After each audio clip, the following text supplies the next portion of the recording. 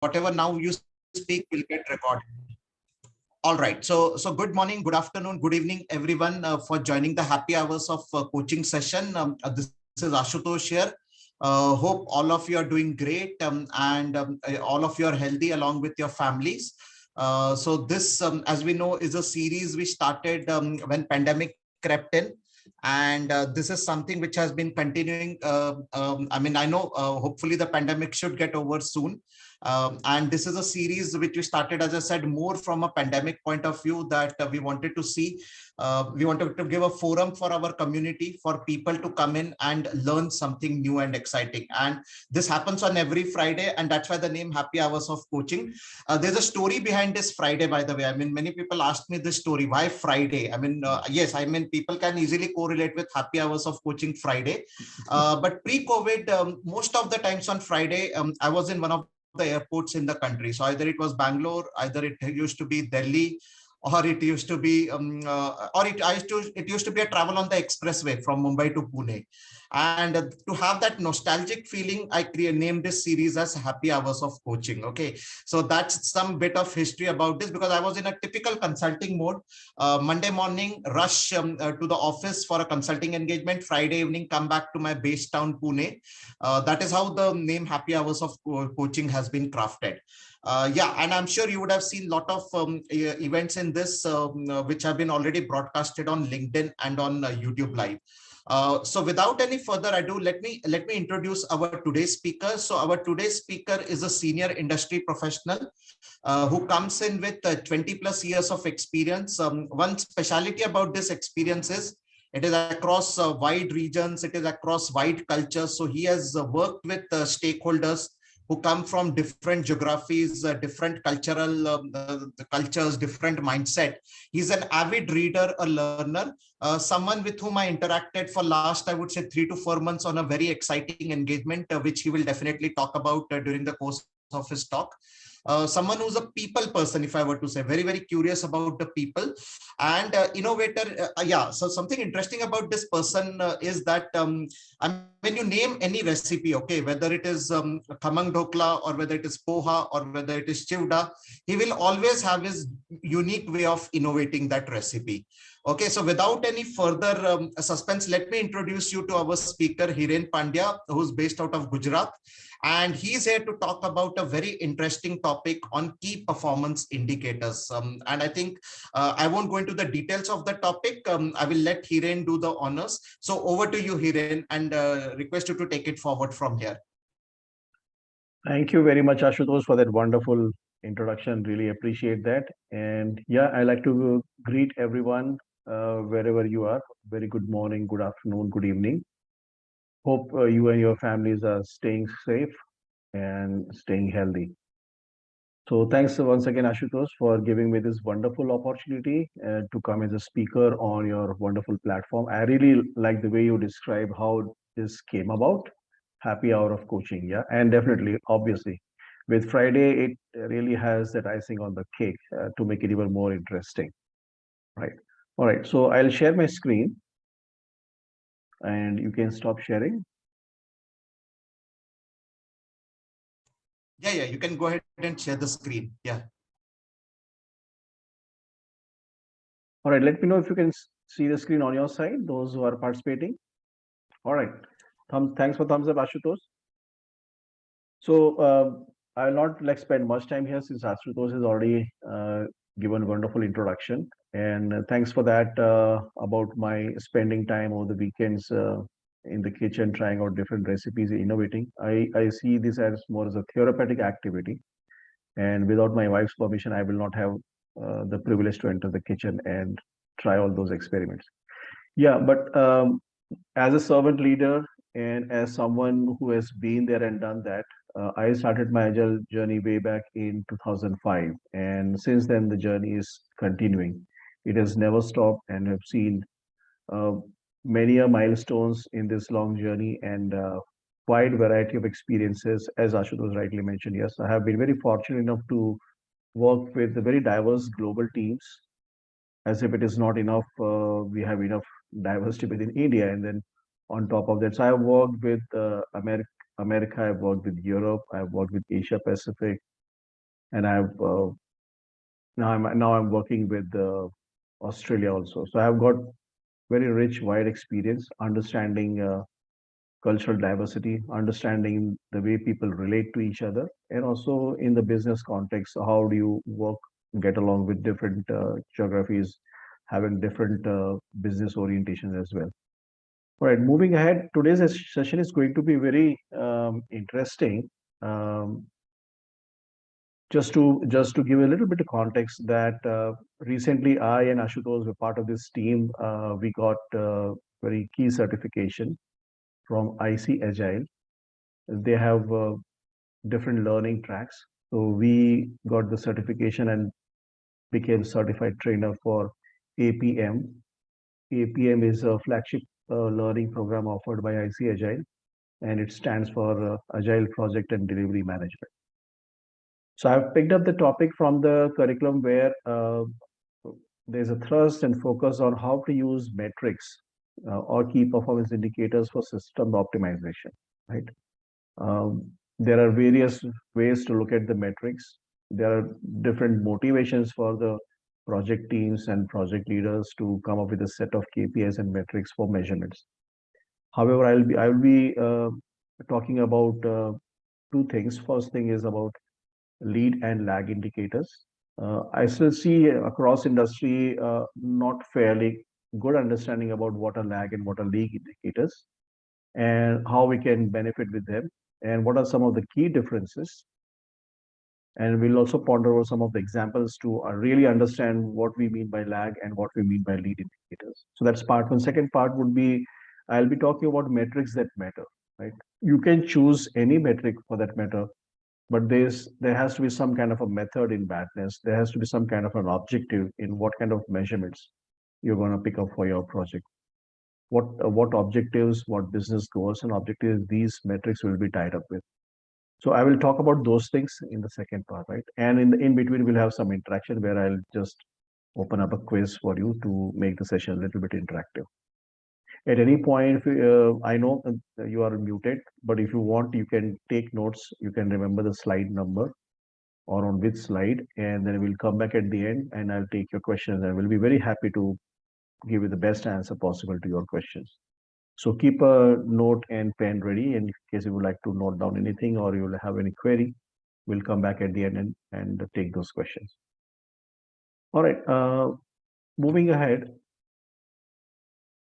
So this is the program, as I talked about, from IC Agile, Agile Project and Delivery Manager. This topic that I'm going to present today is part of one of the very key curriculum topic in this learning program.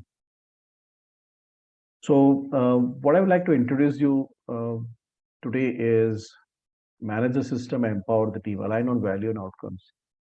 So as responsible leaders who have the responsibility of delivering value to the customer, how do you manage the system? How do you optimize the system?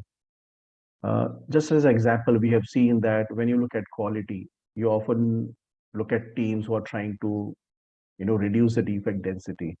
So they will look at the defects, see that okay, this has to do something with bad design or bad code, and then will try to improve that. But then you really see that the value that you really expect to deliver to customer is still not getting generated, right? So we will be focusing more on the value and what kind of metrics really matter that help deliver and generate that value for the customer. And by doing so, how we are actually empowering the team. An empowered team is self-organized, self-managed, and they hold each other accountable. There's a team level accountability in ensuring that they deliver the value as enshrined in agile values and principles, right? Continuous delivery of software, continuous delivery of value, and working together as a cohort, as a team.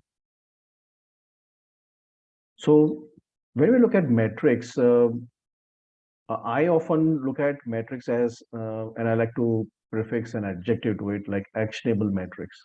Metrics should be something which should give you an insight. Okay, does this tell me that okay, what actions I need to take? Something is really rotting, something is not really working out, it's not improving.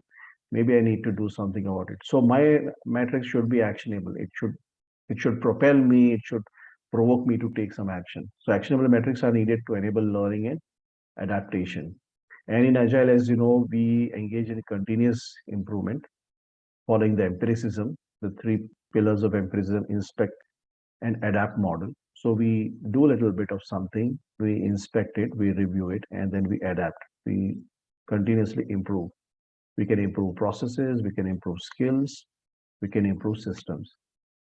Objective measurements of progress and value can provide context for decision making. So at every checkpoint, whenever you have certain measures which are being reported in form of KPIs, key process indicators, they should provide context for decision making. Are these measures revealing the truth or they are hiding the truth? So we have to ensure that the objective measurements should provide apt context for decision making. Whether you want to scope in something, whether you want to scope out something, whether you make any changes in the team, or you go back to the customer and renegotiate on what you had agreed earlier, right? Or you have to build a new infrastructure, or you have to replace old technology. So anything that is there, it should provide a context for decision making. Uh, Last but not the least, actionable metrics are needed for better predictability and overall systems optimization. So system optimization is a very big topic in itself. It's based on theory of constraints. If you know uh, the famous book, The Goal, titled The Goal, written by Eliyahu Goldratt, you will find plenty of information on what is really meant by systems optimization. So you have to see the system as a whole, consisting of parts interacting with each other, and the whole flow navigates from individual parts of the system and then deliver a whole result, right? So everything has to work together seamlessly and in a smooth fashion. And I'm going to, as I mentioned earlier, I'm going to talk about both leading as well as lagging KPIs and how they are needed for overall growth of an organization. Having just one of it is not going to really help. So you need to have a nice mix or a combination of both lag as well as lead indicators, which will propel the growth for an organization. So before we begin, just like to anchor everyone's thought on objectives of software measurement. Basically, why of everything we need to ask before taking any initiative. Why we want to do about it? What's our purpose? So if you can anchor thinking with these thoughts, which are very interesting quotes, uh, I will be able to uh, align our thoughts together on this session. So very famous quote from Tom DeMarco: "You cannot control what you cannot measure." So before you attempt to control anything, you need to have some kind of a measurement in place. Without having appropriate measurement, I don't think any manager or a leader or a project leader has any wherewithals or tools and methodology available to control. Right? Control is important so that the team is kept on track and there is a predictability that the team will be able to achieve its business objectives. Next one, very interesting, again from a very eminent scientist. It's very interesting. Albert Einstein, being a scientist, he is talking about not everything that counts can be counted. Not everything that is counted counts. In a nutshell, what he is trying to say is that what really matters is the one that is most important thing. So that's why I'm going to use this term in the subsequent slides. I'm going to use the phrase metrics that matter. Metrics that matter. Right? And with metrics and measurement, we have to look at one paradigm, which is to do with people psychology and people observation. So beware of Hawthorne or observer effect. If you already know about it, you know what I'm trying to tell here is that you get what you measure. The moment the teams and the people come to know that what they are going to be measured against, they will start behaving accordingly. They'll start generating those outputs, which will justify, which will validate high performance. So let's say a project leader comes into the team room and says, you know what, I'm going to give you a gold medal or some kind of a reward for 10% increase in your velocity every iteration. And you guess what? This team will really perform that way. They will show 10% every sprint or every other sprint to receive that award. Right. So what they will do, they are either they change their estimate or they change their size, and it look like what they were delivering earlier, like 7 or 8 story points. Now they are clocking 14 story points, and then they are clocking 20 story points, right?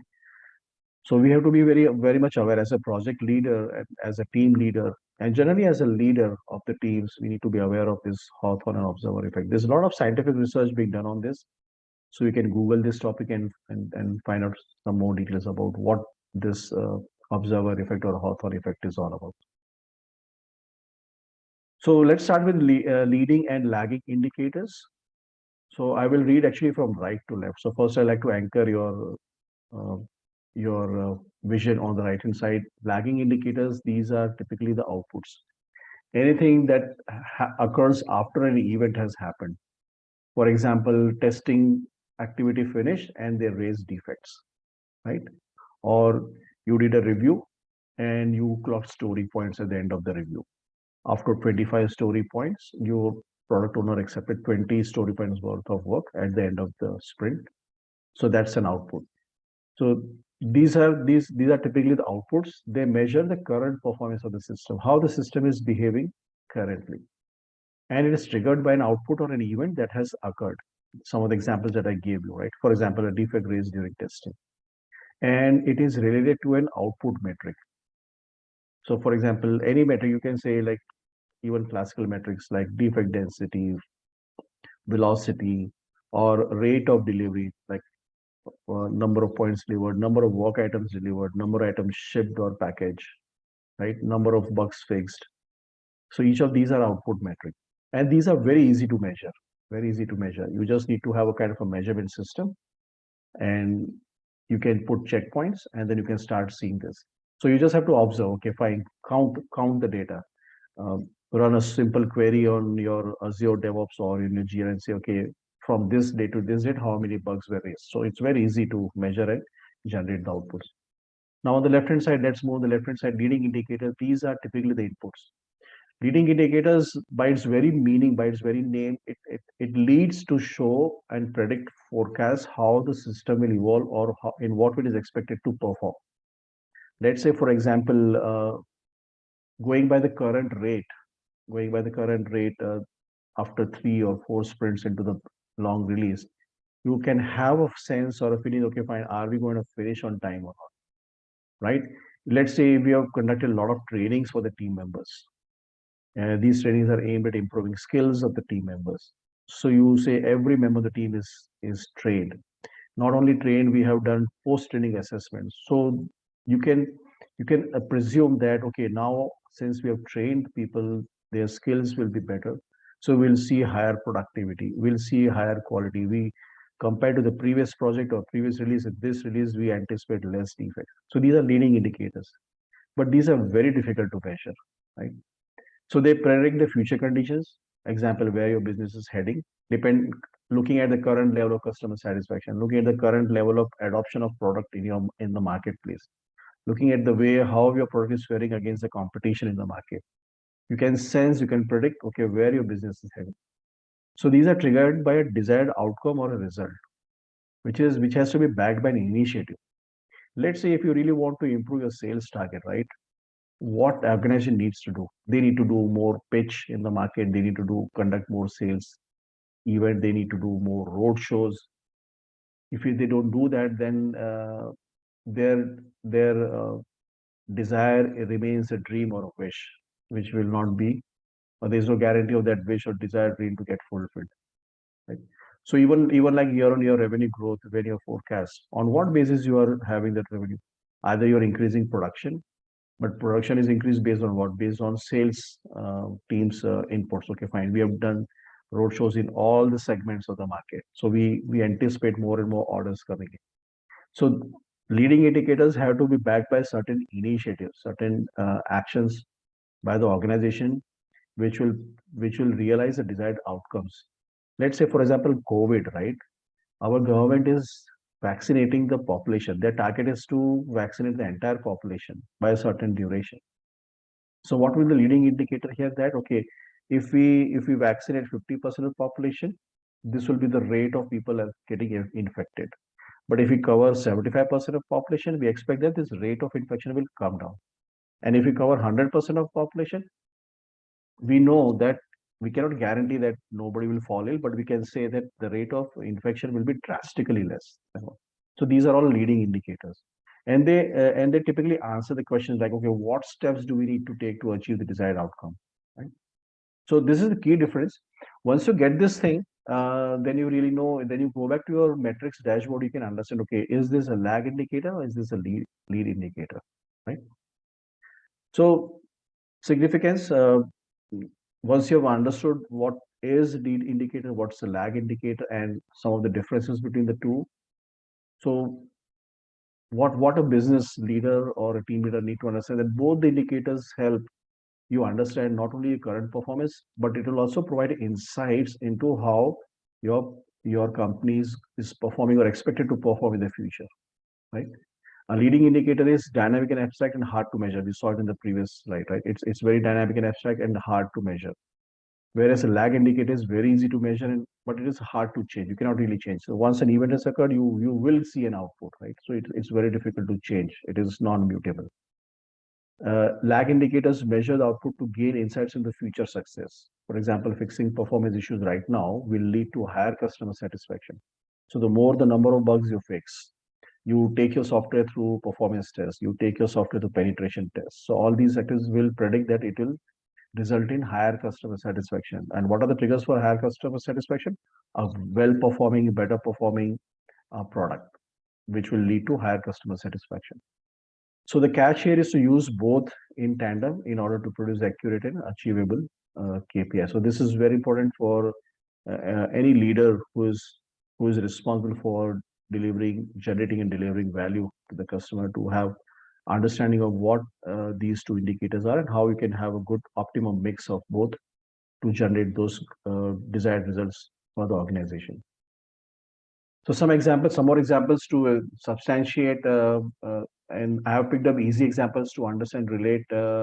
We all from the software community, so we relate to these examples much better. So what I've tried to do is I've related for every indicator, I've related whether if it is a lagging, what would be the representation for the leading. So in the first one, like for example, software bugs reported in software release, any given release, bugs reported. So that's an outcome, right?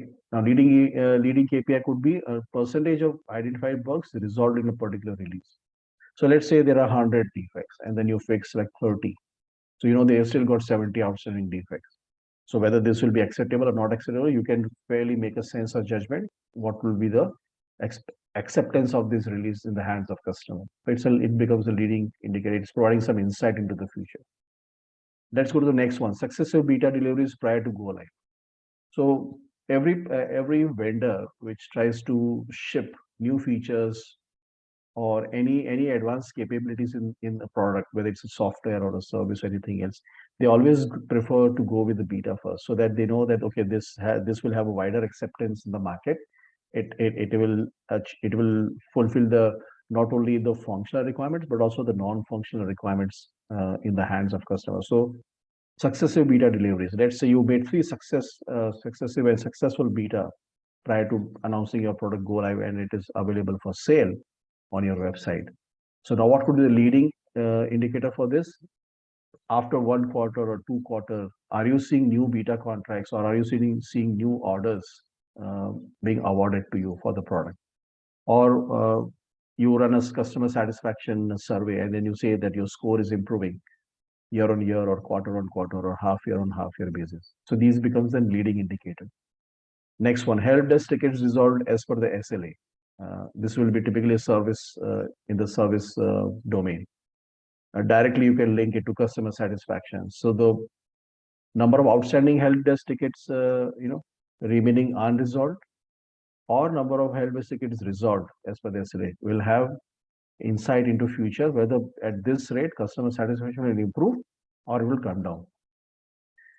Next example also very relatively simpler, but you can now understand the link, right? Feature burn rate per release or number of features delivered in a release. Let's say you have a backlog of 100 features and you have planned to make 3 drops, and you have a plan of X number of features in drop 1, Y number of features in next drop, and then remaining features in the last drop. So at what rate when you are, and then these drops go to the customer in the beta.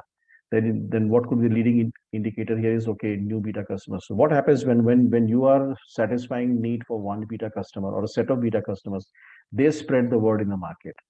And the potential customers who are still on the edge, on the fence, they are not sure whether to take your product. So what they do, they will survey these beta customers. Hey guys, you know what? You are trying this product. What's your experience? Do you find this product good? Do you think that it's really better than that other products from other vendors? So this spreads the word in the market, and then it will result in new orders or higher customer satisfaction. Customer training on X models during pre-beta phase. So let's say when you're adding new capabilities, you need to train the customer, okay, how to use this feature. This feature is a new enhancement, or it is introduced because of some government regulation, and so on and so forth. So when you're training customers, right, during this pre-beta phase, and a leading indicator would be that whether customer will accept and they will be ready to have this new or number of modules activated or brought live in post beta or beta phase. Let's say your product is going live, going beta and going live in stages, and then there are certain set of functionalities getting activated step by step. You can imagine a complex enterprise product scenario here. So you can see that how this rate of adoption is forecasting or predicting whether customer will be taking all the modules or entire product live in their production or test or train environment. Last example already mentioned in the previous slide, team member skill enhancement in a particular technology area, right? So you can expect that with this output, like number of trainings completed and then post training assessments also successfully completed by every team member.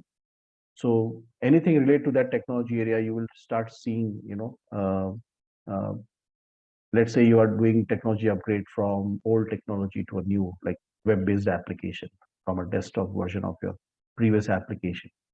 Then how it is going, like how many number of modules are getting migrated step by step on that particular technology area. What features are enabled in that particular technology area. Let's say your payment system is enhanced to include not just credit card payment, but online payment, UPI payment, and any other mode of payment. So these are all the leading indicators. So ideally, as a thumb rule, as a best practice, any development organization need to have a good combination of both lead and lag indicators. They work in tandem, and combination of both will result in better business performance overall. Okay. Moving further, I'll just like to take a pause here. Ashutosh, if you could unmute the participants. We will have a short interactive session here. There are a lot of people have joined in the internet. Yeah, sure. Yeah, go ahead, Hiren. Yeah.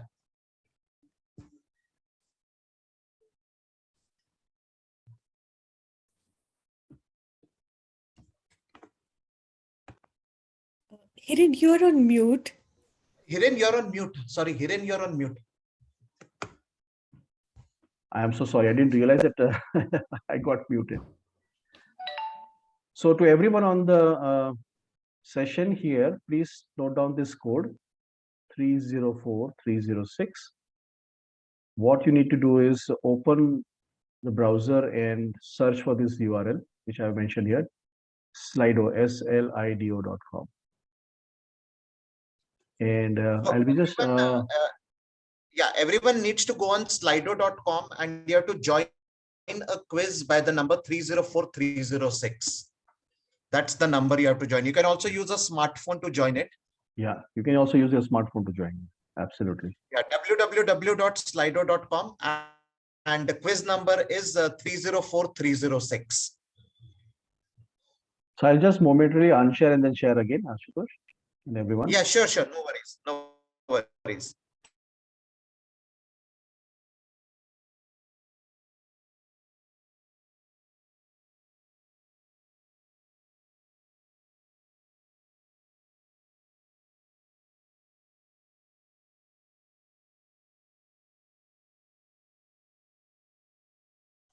So let me know if anyone is having a challenge in joining the quiz. Yeah, anyone has any difficulty in joining the quiz?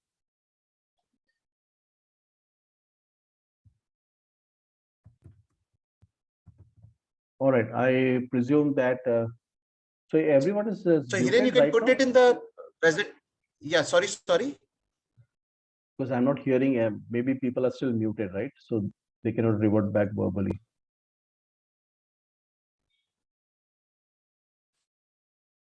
No, they can speak. They can unmute and speak. So participants, you can unmute and speak. Okay. Hello all. This is actually Balaji here. I do have a question. Can I proceed? No. We are having a quiz right now. We'll first have a quiz and then we will open it up for Q&A. He was just checking whether people are able to speak or not. Okay. Sorry, Ashutosh. Got it. No, it's okay. It's okay. Yeah, Hiren, you are on mute again. Sorry. I don't know, Hiren, you're going on mute again. All right. Okay. Oh, okay. People have already joined the quiz.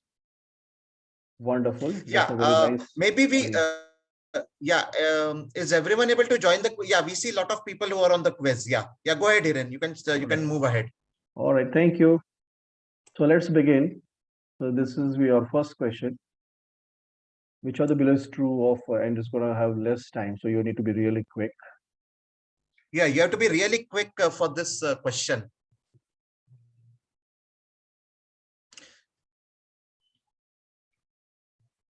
Okay, one quick thing. We'll just wait on Hiren. I think we'll have to tell the participants. See, there's a time limit on question. The time limit is only 10 to 12 seconds. So you have to be really quick when the question comes up on the screen. Yeah. The question is not for an indefinite time period. There's a time limit. So moment you read the question, please respond to it. Yeah, go ahead, Hiren. Yeah, thanks, Ashutosh. Yeah, that really helps. Yeah. So very good. These are the correct answers. Very good. I think first question itself was accurately answered. So let's move to the next one. So these are usually outputs, usually measure current state of the system and easy to measure. Right? Wonderful answer. Thanks. Next one. All right. So this is the leaderboard. So Priyanka is the leaderboard in this question. We go to the next one. Congratulations, Priyanka. Next one. Which of the below is true of leading indicators?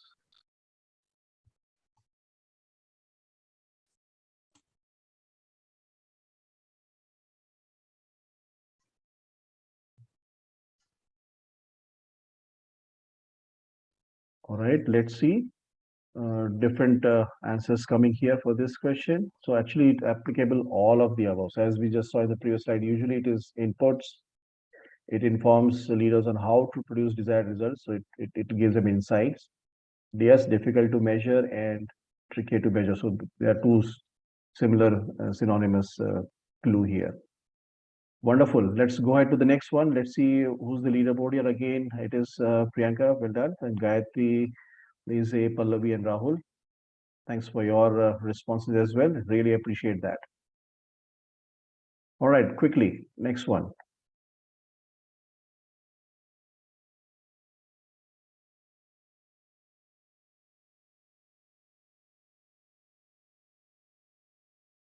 This is going to be slightly tricky. All right, so you have to really understand lagging indicators are outputs. They immediately occur after an event has occurred. So number of defects are absolutely correct. Weight, you're just looking at your weight. When you stand on a weight machine and see, okay, what's your weight? Checklist, code review checklist is the leading indicator. So if you comply with the checklist and ensure that every item goes to the checklist, there is a possibility you will have a higher quality generated. You will be able to achieve your desired objectives. Diet plan, you are having a goal. So that's why you're having a diet plan. Either you are on weight improvement or weight reduction goal. So if you follow the diet plan strictly, maybe as per your objective, you will be able to achieve that. Very good attempt. Let's see. Yeah, Priyanka is again leading. Vinay, Gayatri, Lizzie, and Pallavi. Thanks for your responses. Really appreciate that. The last one. Appropriate examples of leading indicators. Yeah. So there are again some non-intuitive options here as well.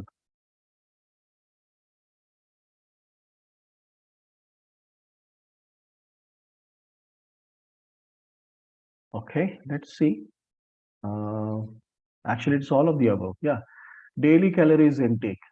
right? Leading indicator. So this will tell you whether you're going to put on weight or reduce weight, or you're going to fall ill if you are taking calories for saturated carbs. Yes, obviously you're not only going to put on weight, but you will have other indications of other diseases. Next one, number of people vaccinated. Yeah, I think I gave that example earlier. Voter turnout during election, which way the swing will go. You can see higher voter turnout or low voter turnout. It can swing the pendulum.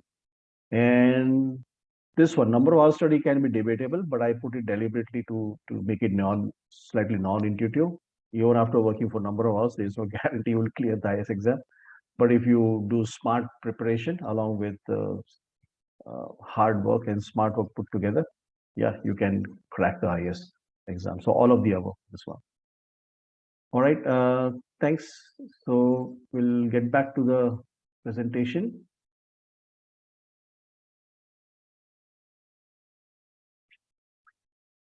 All right, hardest question. Which of the below reported is a leading indicator? So it had 0% result. But congratulations, Priyanka, for being the leader in this group. And congratulations to others who have actively participated in the quiz.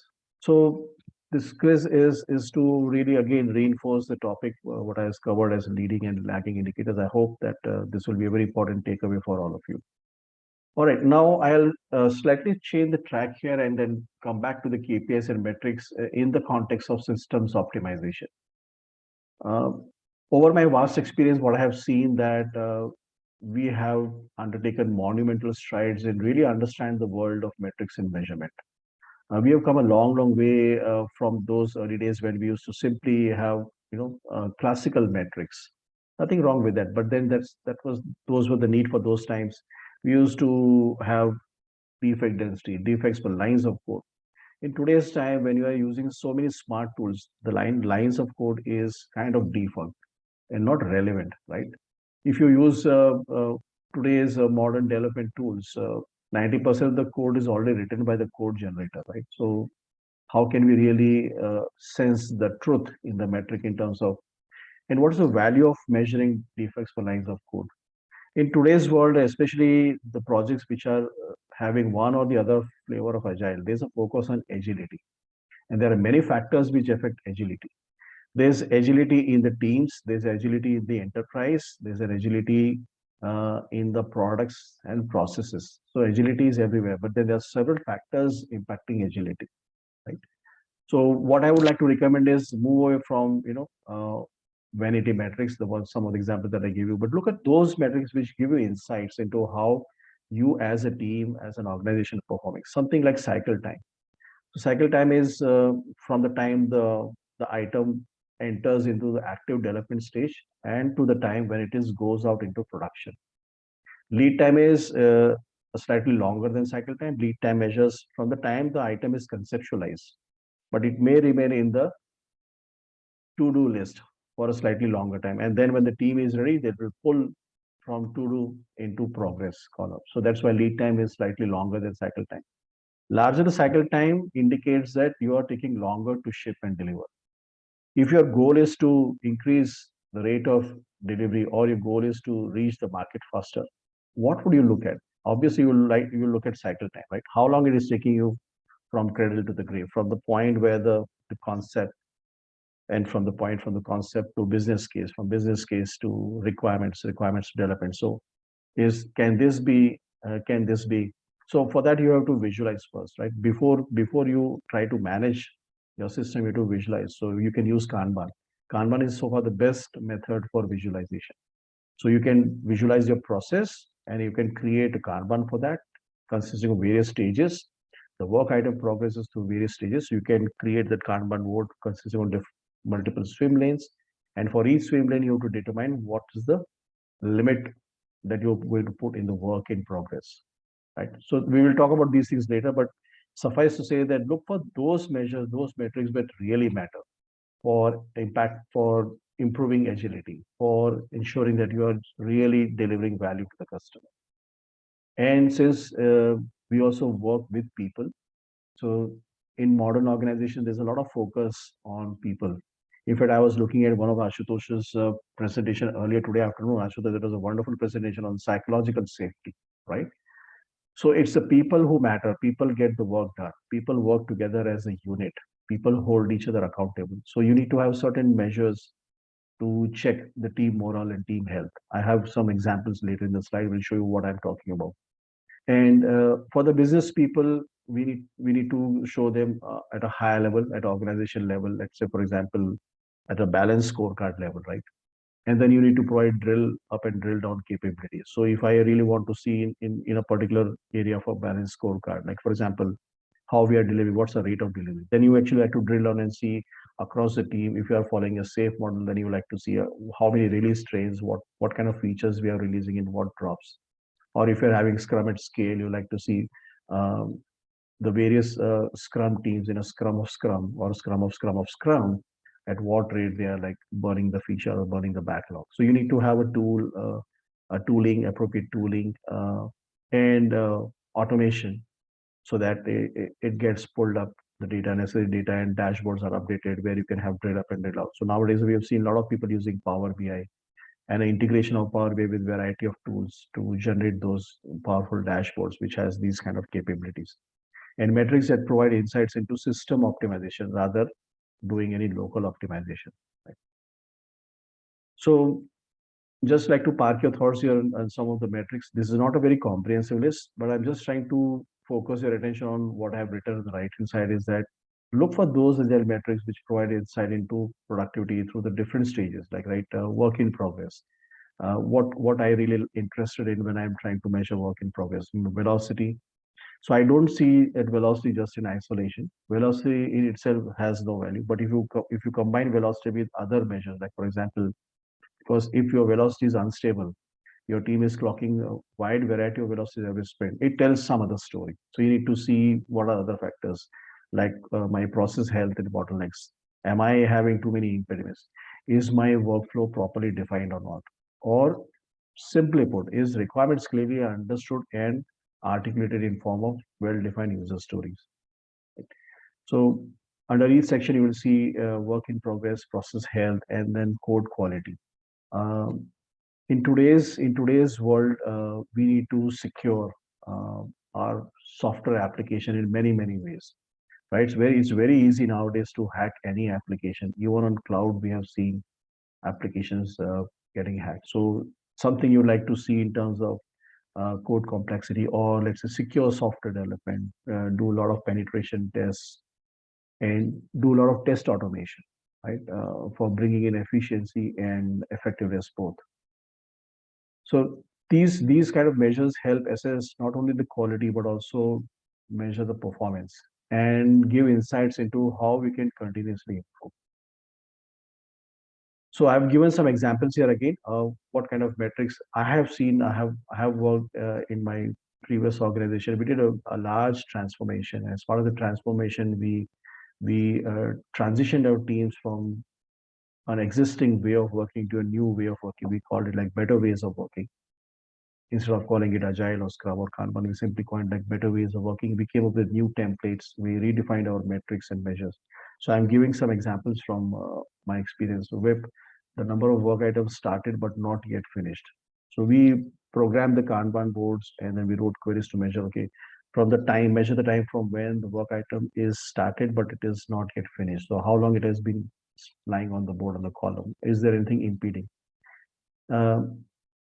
We have to also see the kind of Kanban board that you designed with the different columns, different representing different stages in the production. At each stage, let's say there's a stage called code and there's a stage called test. So you look at the capacity, how much capacity is required, how many number of items can be pulled into a particular column. If you have shortage of developers, what kind of WIP limit you like to specify? Let's say you have got only one tester for 4 developers. At what rate the testing can happen? What kind of card? How many number of cards or stories can be tested by just one? So these measures will give you insight whether you need to reorganize your team or you need to reorganize your flow. Either case, you have to come to a decision where appropriate WIP limit will ensure that you've got a smooth workflow in place. Other example, like calculate work item age related to the first one, but here it says that elapsed time between when the work started and the current time. right? So it will again tell the age, how long this has been left, why it is unattended. Okay, this is team member is on emergency leave, or team member is resigned, or there's no one else available to work on it. So there you will find a lot of insights from these measures, which you would otherwise not know. And this is very transparent and visible to the entire world. So it will come out in the open. Throughput, again, linked to the Little's law. Throughput, simply put, number of work items finished per unit of time, right? How we can ensure higher throughput is by ensuring the WIP, right? So we also talk about like batch sizes. So in Agile, we talk about like, getting things done in smaller batches. If you have large batches, then it really gets difficult. It's very cumbersome to generate that throughput. So if you bring down the batch size to an optimum size, quite small, then you can increase your throughput. So you will have more number of work items finished. There are lots and lots of examples in this. You imagine you are going on a highway and then you come to a toll, right? Just imagine that the the kind of rush there on this highway versus number of toll booths available.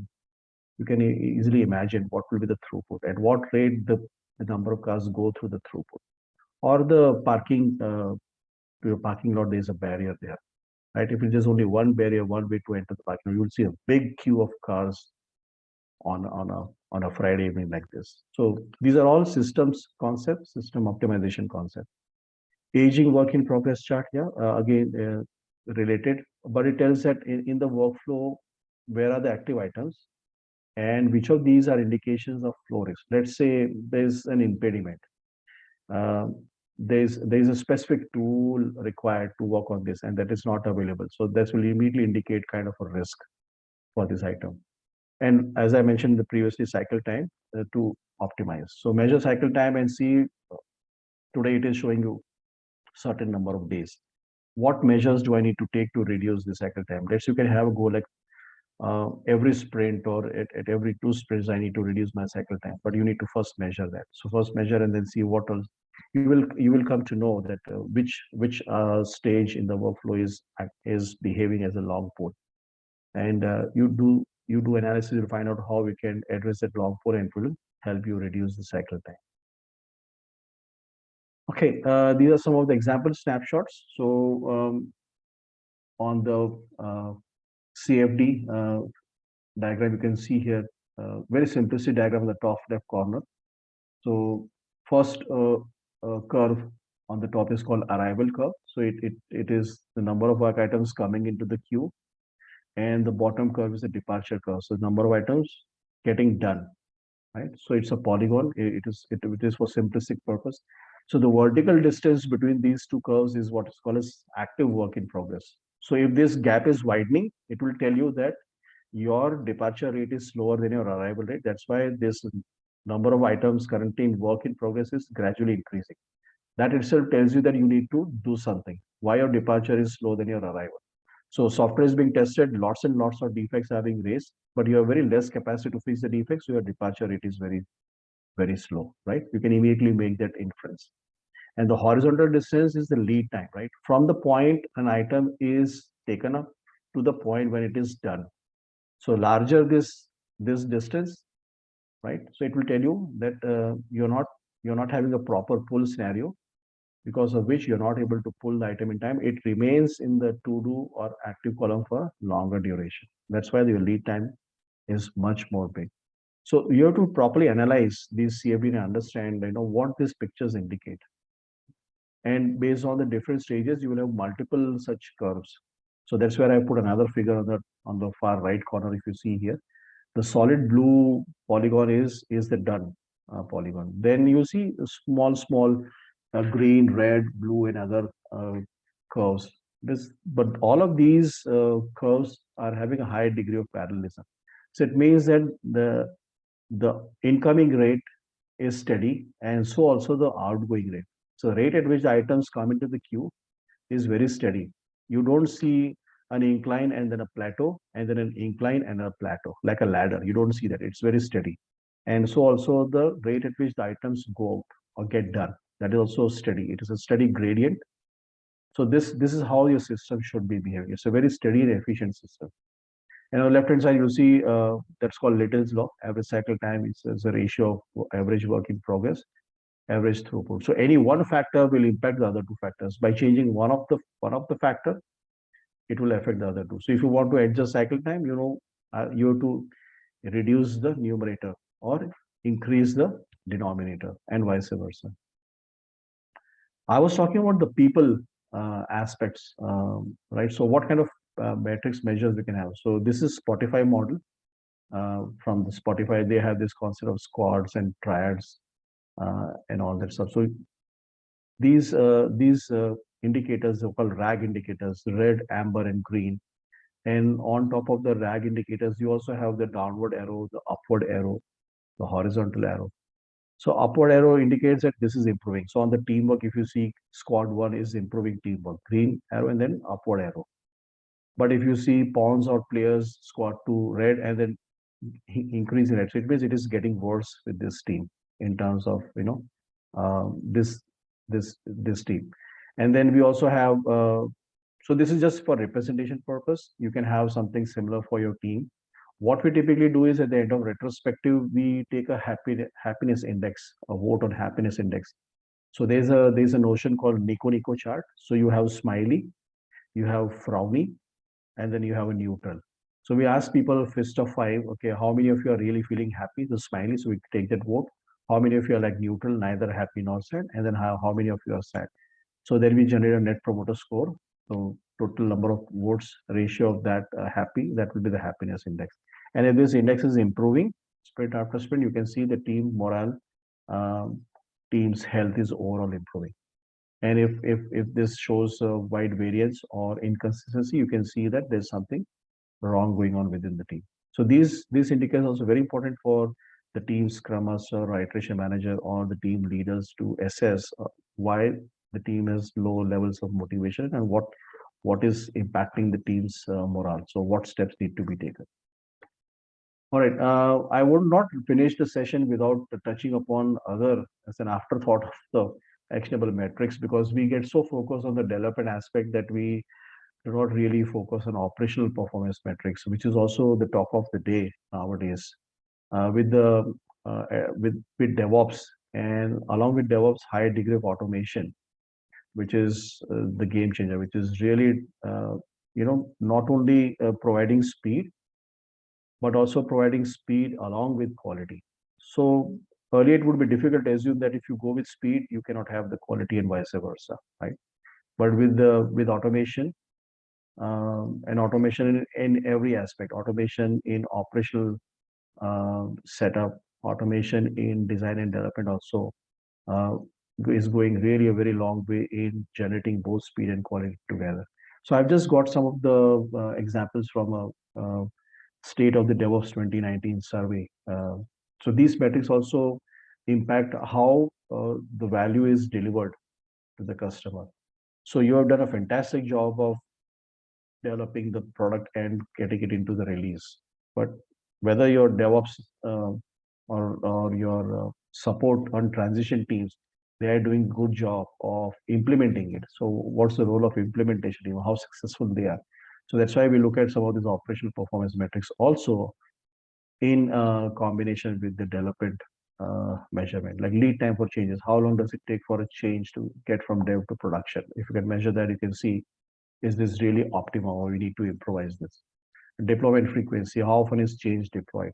So we have seen most organization now through DevOps and automation, they've been able to make frequent deployment. In my own project where I'm associated, we have come a long way from having releases in a few weeks to having multiple releases in a day. So we have 3 releases, 3 drops in a single day, and that too completely automated. Time to restore service. So if something is broken, let's say something is broken and there's an issue, how quickly we can turn it around and restore it, either through a patch or a hotfix or any other mechanism. So the time elapsed in fixing and restoring the service. Let's say um, in your own life, there are several examples like, right, electricity outage happens. You call up your electricity vendor and say, when this power will be restored, and then you monitor this over a period of time and say there have been X number of outages, and on an average outage was restored in X number of hours or minutes, right? So time to restore. Even these utility companies also have these kind of measures for higher customer satisfaction. Change failure rate. What percentage of changes required production don't work properly? It's very important to understand that are you deploying changes which are not breaking, or you're doing sufficient testing in your pre-production environments to ensure that this will not fail. So these are all leading to, again, all impacting value, how rapidly, how quickly you are generating and delivering value to the customer. Availability is, yes, for mission critical applications, this is a key. Along with availability, there are other parameters, but availability often tells what's the average downtime and what is the SLA. So for mission critical applications, we expect, like in hospitals, you can never expect a power outage. Even for maintenance, they only have maintenance shutdown for minutes or maybe half an hour for the entire year. So it is like 99.99%, something of that sort. All right. So these are also important metrics to understand as a team leader and a business leader. You just don't focus on one aspect of your system, but I think you need to have an end-to-end view. That's where you can look at how you can optimize the system and focus at a systems optimization level. All right, we'll be coming to another quiz. So this time code is going to be different. Again, you will see some very interesting questions if you have been listening and watching the slides and taking your own notes and from the previous quiz experience. So Ashutosh will again ask team members to join quiz with a different number now.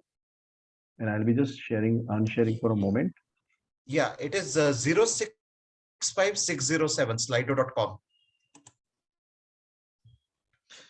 So one request, Hiren, if you can just increase the quiz question time to maybe 20 seconds.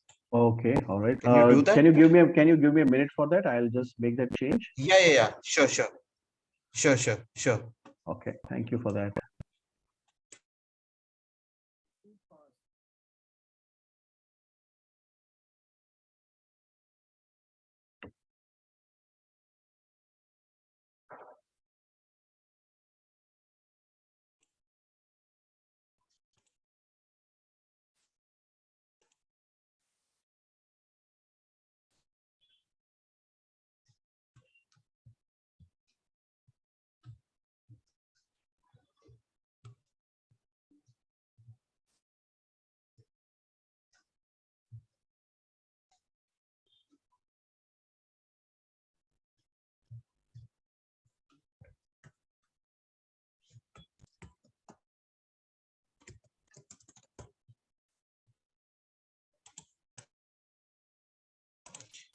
Yeah, so meanwhile, before Hiren configures the quiz, I just wanted to let you know that, yeah, this is a session which happens on most of the Fridays.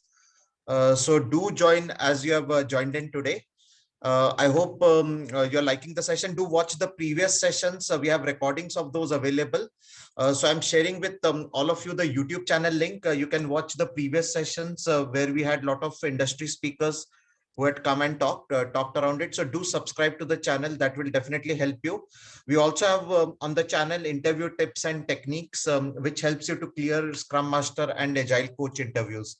So there are almost 80 plus videos on that channel. So do subscribe to the channel and watch those videos there. Yeah, Hiren, let me know once you're done so we can start with the quiz. Yeah, I think you're on mute, Hiren, again. You're on mute, sorry.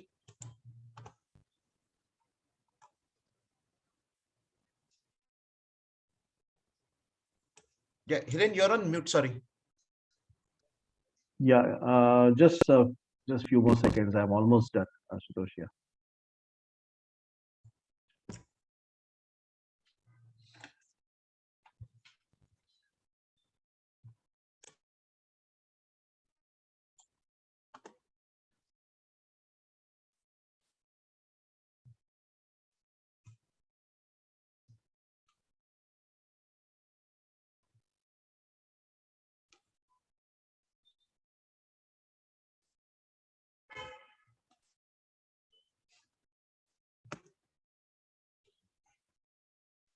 All right, I'll be sharing the screen once again.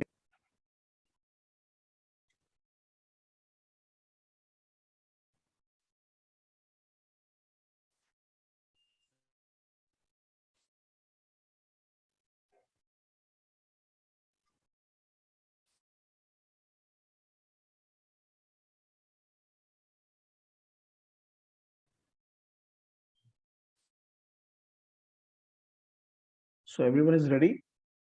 All right, here we go.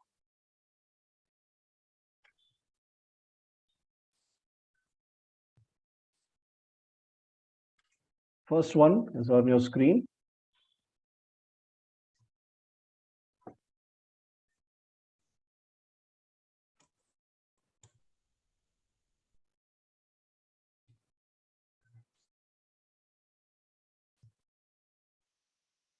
All right, so time up. Let's see the results. Very good. I think these are the correct answers. Actionable metric is that fulfills conditions like value-based outcomes, continuous improvement, impediment resolution. Money spent, yeah, really doesn't matter. Uh, it's more from costing aspect, but when you say actionable metric, a metric which provides insight for taking some actions for improvement. Yeah.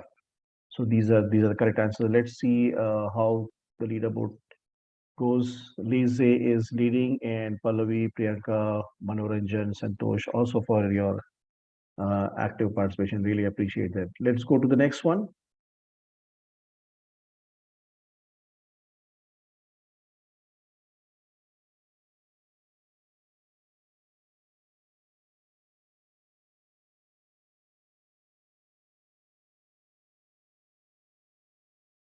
I think now everyone is having sufficient time for answering.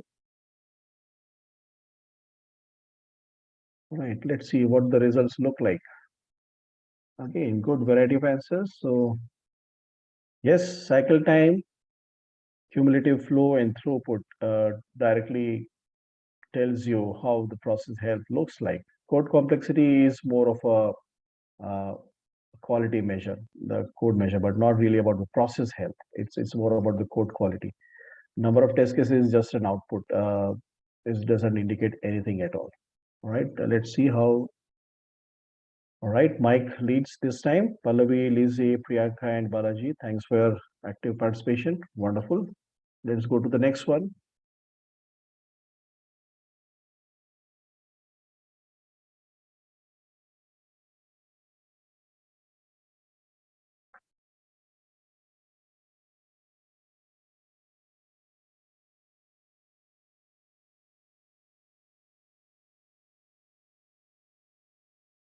All right, time's up. Let's see what are the answers looking like. Wonderful. Very good. Okay. For continuous improvement, which metrics would you choose? Throughput, yes. So when you measure throughput, you can say, today my throughput is X per unit of time. I want to improve it another 10%. So X plus 1.1X by unit of time. So throughput is a measure for improvement.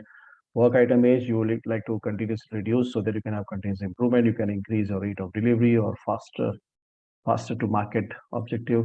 Size of your story is just a size measurement which helps in estimation, but it doesn't give any insight for improvement. The number of impediments resolved is just an output, right? It doesn't, it is a cost of quality measure, so it doesn't really help in any continuous improvement. But yeah, cycle time, if you measure cycle time and you improve it, it will directly lead to higher customer satisfaction or early to market. Wonderful answers. Let's see how everybody fared. Mike leading again. Wonderful. Pallavi, Lise, Priyanka, and Sudipto. Yeah. Good answers. Thanks. Let's go to the next one.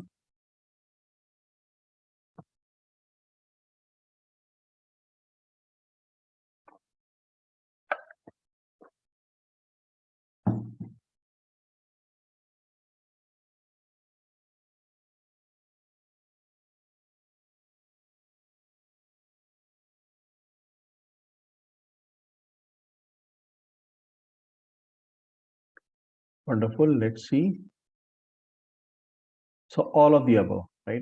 Uh, Setting WIP limit is a conscious exercise.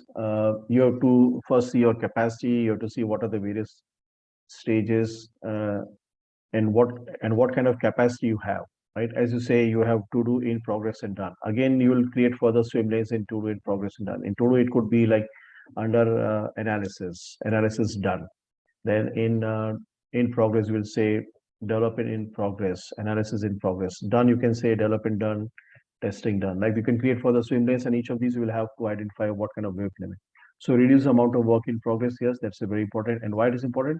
Smaller the batch size, higher the throughput, and less reduce the cycle time is to allow teams to know their true capacity. As I just explained. Yes, the longer the item is staying or unattended, or we already run out of WIP limit. Let's say there are only two testers and they are actively working on two tickets or two cards, whereas the development team is already finished and ready to be tested. But you cannot, because these two tickets are not yet finished by the testers. So they'll expose blockers and impediments in your flow. Flow efficiency. Flow efficiency is again like measure of throughput, how smoothly the items are flowing, right? Imagine Coca-Cola bottling plant, just an example I often use, like, right? Let's say current rate of production and shipment is 10,000 bottles per day, just roughly as an example, right? Let's say demand suddenly surges. So what changes Coca-Cola would do in its process to match up to this demand? So what they will do from 10,000, let's say, to 15,000 bottles they need to fill in.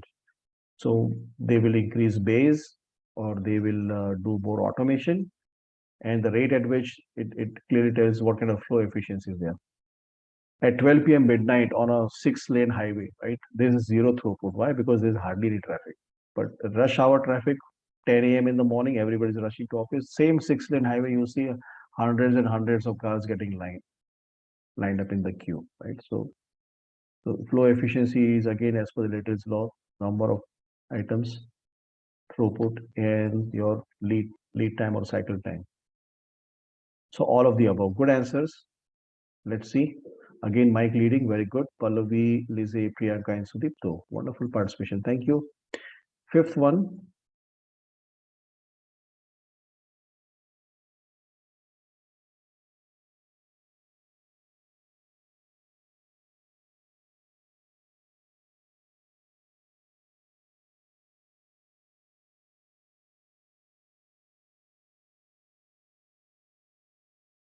All right, time is running out. Let's see how the answers look like. I'm sure people would have really got this one right. Yeah, all of the above. So it's important to check team health. It has a direct impact on team's productivity. Uh, a happy, healthy team is a productive team. We all know that. Innovation, yes. A team which is under less stress, uh, they have those, they have put on their creative hats on, so they are high on innovation. A healthy team, a happy team is one which has a team level accountability. This itself is a big topic. We often debate about individual accountability and team accountability. So here, the entire team owns up the responsibility and hold each other accountable. They don't let any other team member to fail. So if any team member is struggling or having any difficulty, rest of the team members, marshal around that person, try to help, and they have this team accountability. Motivation, yeah, you can make out the levels of motivation by seeing some of the team health factors, the Spotify diagram that I showed you earlier. So all of the above, these are all our correct answers. Okay, Mike leading the board, Pallavi, Lizzie, Priyanka, and Sudip, so following him. Yeah, very good participation. Thanks. The last question.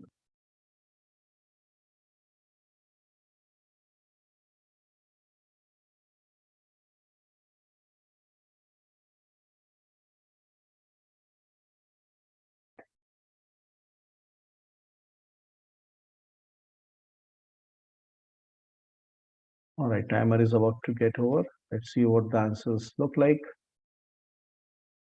All right. Yes, all of the above. Once again, so if you look at CFD again, right, it will have the inclines for every say. Let's say you make a CFD after your Kanban board. So you will have one incline for done, one incline for testing in progress, testing done, one incline for dev done, dev progress. So each of these inclines, if they are running parallel, it shows that arrival rate is same, or the departure rate and arrival rates are similar. So it means there's a constant WIP and there's a steady cycle time or a lead time. So time elapse. So if you measure horizontal distance, it will tell you time elapse. number of completed items. So the rate at which the done curve inclines, higher the curve, more items are getting completed. Work in progress, the vertical distance between the in progress and the done curves, it will tell you work in progress. If this gap is widening, it means that your departure rate is slow, your arrival rate is very high. So you need to do something on it.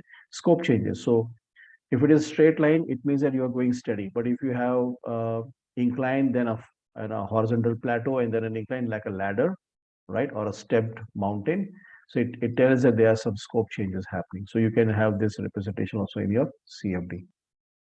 So that was the last question. Again, Mike, congratulations for being the leaderboard, followed closely by Pallavi, Priyanka, Lise, and Santosh. So the toughest question for continuous improvement, which metric would you choose? Yeah.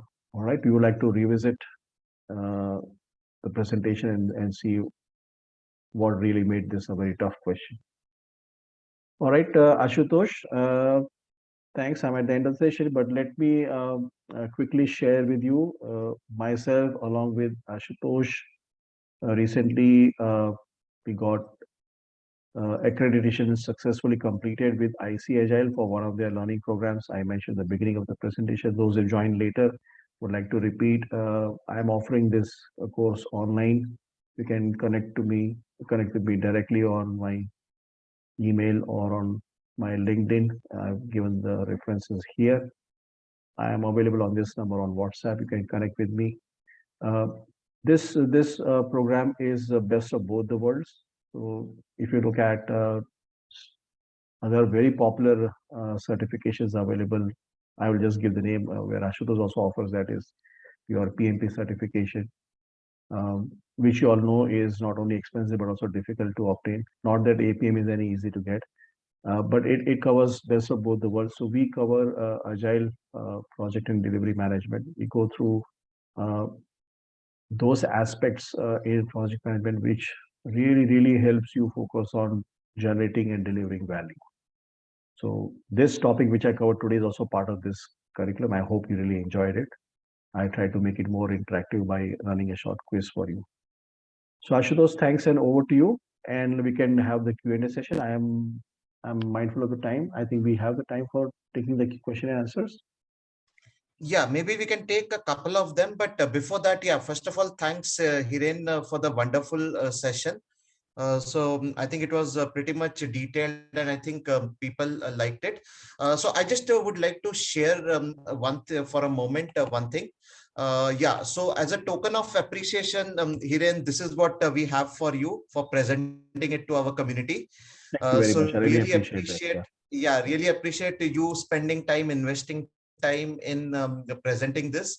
So yeah, this is just a small token of appreciation from our side.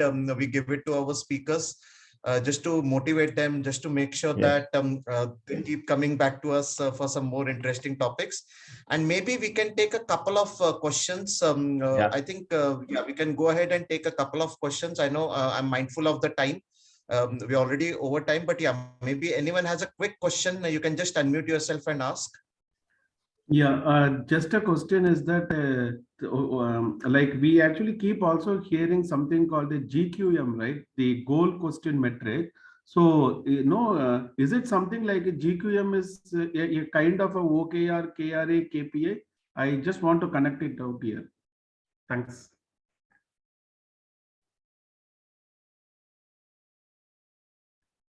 Did I made myself understandable? Ashutosh. Yeah, Hiren, were you able to hear Balaji? Balaji had a question. Hiren, you're on mute, I think. Yeah, Balaji, thank you very much for that question. Yeah. Uh, I just slightly kind of got trailed off. So if you could repeat that quickly for me. Okay, the question was, we do here also a parallel note of thread called the GQM, right? Goal question metric, because I have used it in one of the engagements. So just wanted to know the GQM and this OKR, this KRA, KPIs, or how is that they actually resonate well? I just wanted to know some perspectives. Wonderful. No, I appreciate that. I have, I'll be very frank and candid with you. I'm more from the agile, so I have slightly more, love for cycle time Kanban kind of metrics. GQM, I have not worked much, so only thing I can tell you that yeah, it has its own relevance, but how much in the context of like value and all that, I'm just trying to relate. Maybe I'm not really equipped to give you a proper answer on this, Balaji. Very sorry for that. Maybe if Ashutosh, you would like to take this That's okay. question. Yeah, even I haven't really worked on GQM. I mean, Yeah, yeah, yeah. I mean, I will maybe do Balaji definitely will connect research. I on. have taken a note. Yeah. Yeah, Ba- yeah. Balaji, sorry But for yeah, that. I'll definitely. have to do some research. That's But if you okay. could tell from your side what this GQM measure is about, like, is it a performance measure? Is it a quality measure? What kind of measure is this?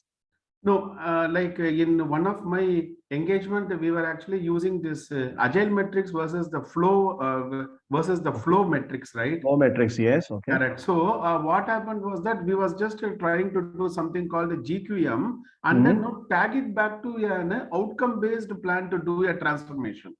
Oh, okay. Wonderful. That's interesting. Right. Okay. Say for example, is that multiple companies t- tend to do transformation, but then if we go to them and then ask them, right, no, what are the outcomes that you have achieved? Only Achieve. very few companies will actually articulate it well. Yeah. Probably it could be an agile outcome, or in some cases it could be a business outcome, depending upon the contextual boundary. So I was just trying to do some kind of a some kind of a background work to connect between this this particular GQM, GQM yeah. and the OKR, KRA, KRA, OKR or KPIs. KPI. Okay, Correct. okay, wonderful. So you're So I trying was to just just interrelate, right? yeah, correct. So definitely, I'll also do my part of my research and understand.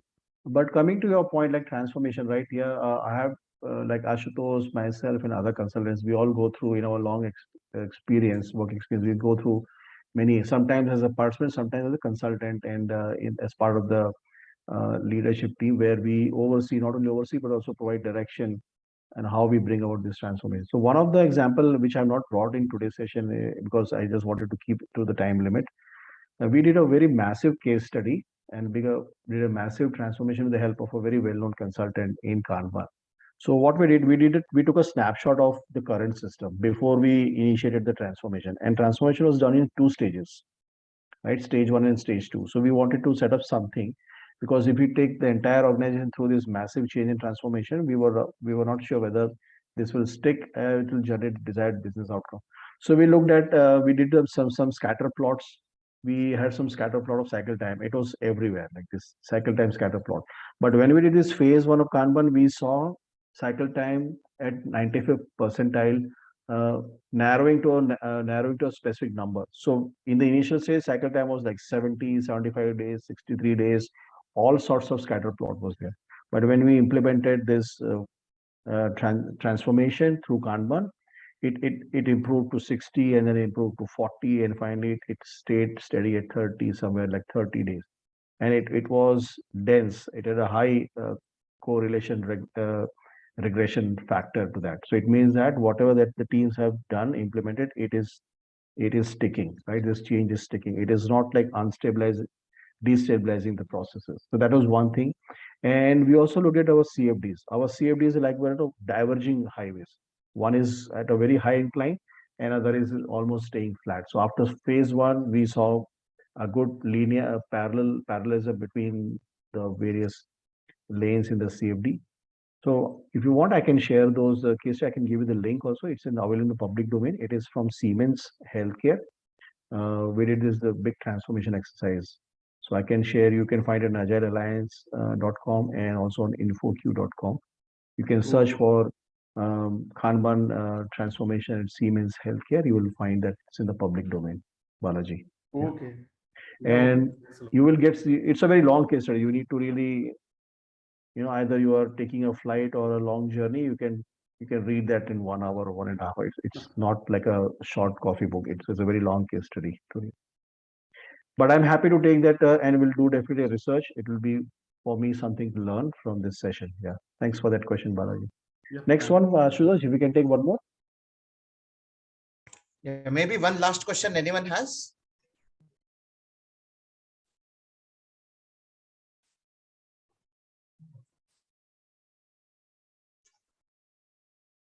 Looks like everyone is good, happy. They would like to go to their dinner if they are in India, or they like to go to their breakfast if they are in somewhere in the East Coast.